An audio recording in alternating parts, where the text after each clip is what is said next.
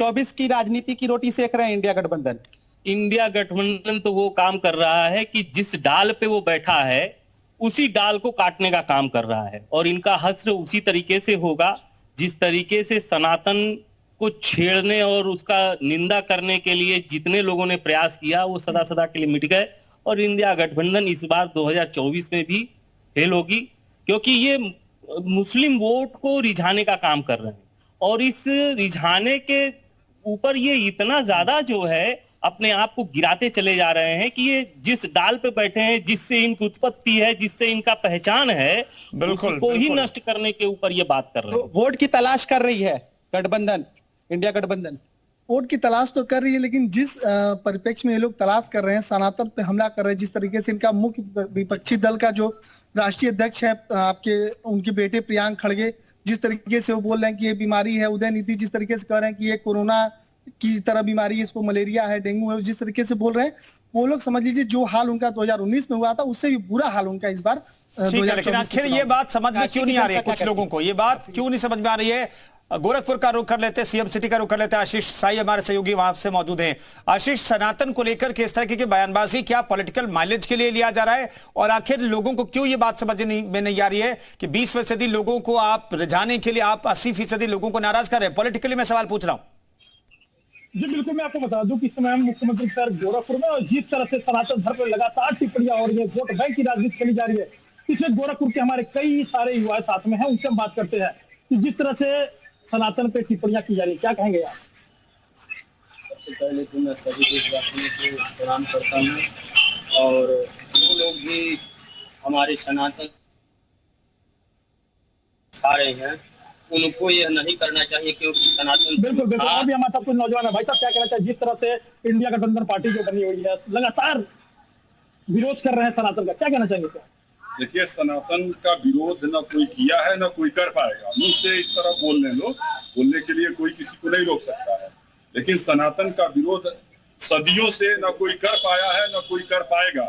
और सनातन का झंडा तो जीवन भर आदि औलाद परमानेंट बुलंद रहेगा। अच्छा भाई साहब, क्या लगता है आपको कि जिस तरह से सनातन पे टिप्पणियां हो रही हैं, क्या 20% के चुनाव वोटरों को लुभाने के लिए 80% वोटरों को एनडीए जो ये गठबंधन बना हुआ है इंडिया का जो है, ये कर रही है? देखिए, सनातन धर्म से हम लोग जुड़े हैं और सनातन धर्म के लिए हम लोग काम भी कर रहे हैं। अब इसमें जो राजनीति हो रही, सनातन पे जो राजनीति, इस पर क्या कहते हैं? सनातन पर राजनीति लोग बीच में कर रहे हैं, बस हम लोग का तो भाई। और भी हमारे साथ कुछ लोग हैं, उनसे बात करते हैं। भाई साहब, सनातन पे जिस तरह से राजनीति हो रही, क्या कहना चाहिए? सनातन राजनीतिक मुद्दा नहीं है, सनातन पे राजनीति नहीं होनी चाहिए। सनातन कोई धर्म नहीं है, कोई जाति नहीं है। सनातन हमारी संस्कृति है, या आज से नहीं आदिकाल से है। जब यह पृथ्वी पैदा हुई थी तभी सनातन भी पैदा हुआ था। हमारे देवी देवता जो है सूर्य हैं, प्रकृति हमारी देवी देवता है। इसी से आप अंदाज लगा लीजिए सनातन कितना पुराना रहा होगा। हम लोग सूर्य की उपासना करते हैं, धरती को मां कहते हैं। जिस तरह से सनातन पे टिप्पणियां कर रही, क्या आपको नहीं लगता है कि भारतीय जनता पार्टी को इसका बड़ा परिणाम मिलेगा? एकदम मिलेगा। भारतीय जनता पार्टी उसका प्लस ही होगा, इससे उनका नुकसान है। जितना ही लोग उसको वो करेंगे उतना ही उनका फायदा होगा। बिल्कुल। भाई साहब, क्या लगता है 20% वोटरों को लुभाने के चक्कर में? ठीक है आशीष, लौटते हैं। कुल मिलाकर के लोग अपना विरोध प्रदर्शन कर रहे हैं, विरोध दर्ज करा रहे हैं कि सनातन को लेकर के आखिर इस तरह की टिप्पणी क्यों हो रही है। तो आज माहौल टाइट है में आज फिर से बात हो रही है सनातन की। दरअसल सनातन को लेकर के तमिलनाडु सरकार के मंत्री, एक और मंत्री पोनमुडी ने फिर से बयान दिया, और उन्होंने यहां तक कहा है कि इंडिया गठबंधन का गठन ही दरअसल सनातन को खत्म करने के लिए हुआ है, नाश करने के लिए हुआ है। उदयनिधि स्टालिन का कुछ यही कहना था।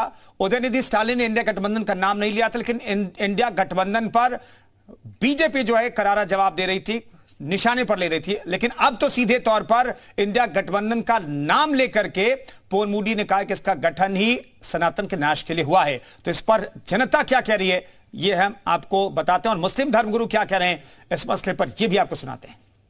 धर्मों को राजनीति में नहीं लाना चाहिए, बिल्कुल समझे। धर्म अलग चीज है और राजनीति अलग चीज है। राजनीति से कोई मतलब नहीं होता धर्म का।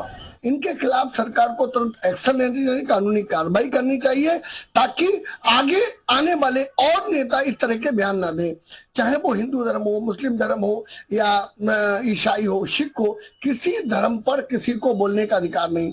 करोड़ों वर्षों से मिटाने वाले मिटते चले गए और भारत की सुप्रीम कोर्ट ने सनातन हिंदू धर्म को जीवन जीने की पद्धति माना।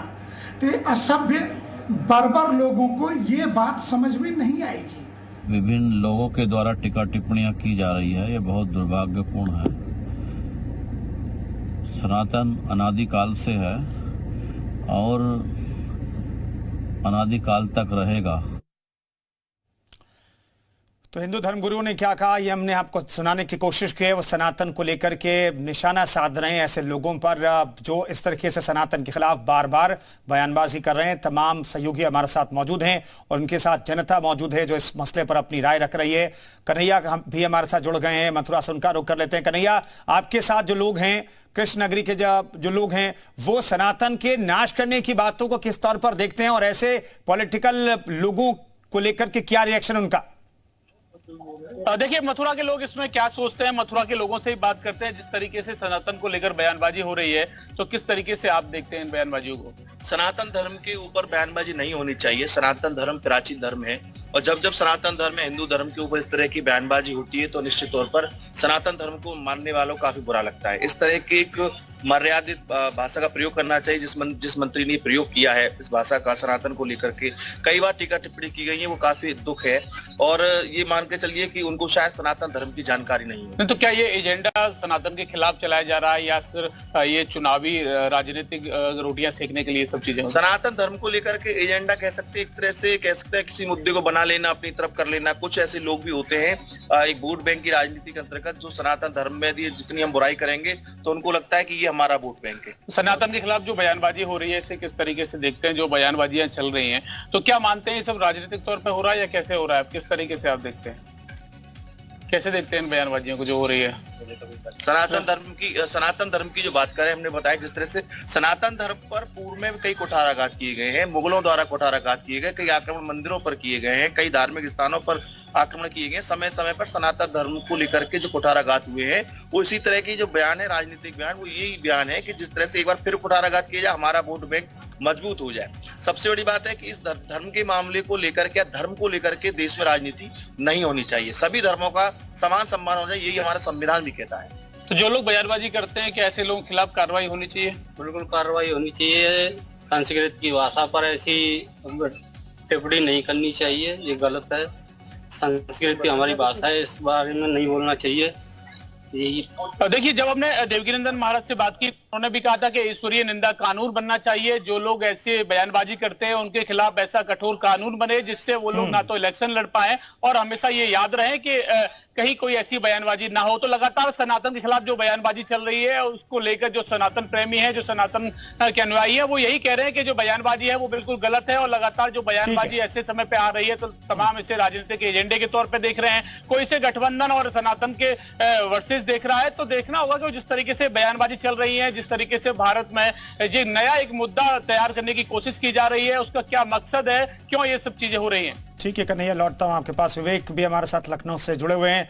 विवेक, ऐसा लगता है कि इस तरह की बयानबाजी तो सेल्फ गोल है। इंडिया गठबंधन का नाम लेकर के अब पवन मोदी ने कहा है कि हम इंडिया गठबंधन का गठन ही सनातन के नाश के लिए हुआ है।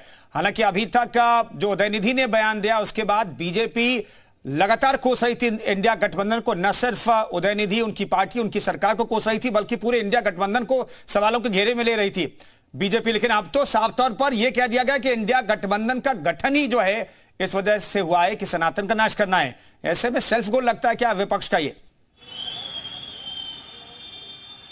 बिल्कुल बिल्कुल, बहुत सारे लोग हैं हमारे साथ, उनसे बात करते हैं। जो राजनीति होने लगी है सनातन धर्म को लेकर और जो बयानबाजी हो रही है, तो क्या ऐसा लगता है कि इंडिया गठबंधन का जो गठन हुआ है, जो स्थापना हुई है, जन्म हुआ है, वो सनातन के विरोध में ही हुआ है? निश्चित ही आप देख रहे हैं जब से ये इंडिया गठबंधन बना है तब से सनातन धर्म के विरोध में जिस तरीके से एक होड़ लग गई है, एक कंपटीशन सा चल गया है कि हम कितना ज़्यादा सनातन का विरोध कर सकें।